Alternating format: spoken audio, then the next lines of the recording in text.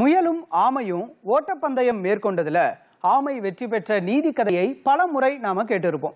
ஆனா இங்க உண்மையாவே ஒரு நாட்டுல ஆமைகளுக்கு ஓட்டப்பந்தயம் நடந்திருக்கு. இதுல 80 ஆமைகள் போட்டி போட்டிருக்கு.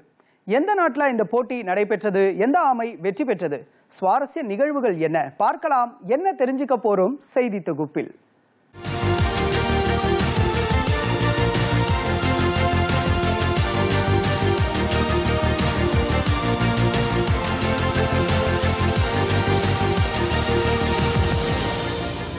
தென் அமெரிக்க நாடான வெனிசுலாவின் அரகுவா நகரில் பாரம்பரிய நிகழ்வாக ஆமை பந்தயம் நடைபெற்றது.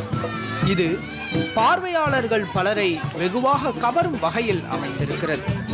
வெனிசுலாவின் அரகுவா பகுதியில் புனித பிரான்சிஸ் அசிசியார் தினம் கொண்டாடப்பட்டது. விலங்குகள் நல ஆர்வலரான அவரது வாழ்க்கையை நினைவு கூறும் வகையில் இந்த ஆமைகளுக்கான போட்டி நடைபெற்றது. பல்வேறு வண்ணங்கள் மற்றும் அலங்காரங்களோடு 80 ஆமைகள் இந்த போட்டியில் கலந்து கொண்டன. சான் பிரான்சிஸ்கோ டி ஆசிஸ் தேவாலயத்திற்கு வெளியே கூடியிருந்த குழந்தைகளும் பெரியவர்களும் தங்கள் ஆமைகளை உற்சாகப்படுத்தினர். வெற்றி கோட்டை அடைய ஆமைகளுக்கு கீரையை காண்பித்து ஈர்த்தனர். இது அங்கு குழுமியிருந்த மக்களை, குறிப்பாக குழந்தைகளை மகிழ்வித்தது. இந்நிலையில் விதவிதமான வர்ணம் பூசப்பட்டு 80 ஆமைகள் இலக்கை நோக்கி மெதுவாக ஊர்ந்து செல்ல அவற்றின் உரிமையாளர்கள், சிறார்கள் உள்ளிட்டோர் உற்சாகமாக இந்த போட்டியை கண்டு ரசித்தனர்.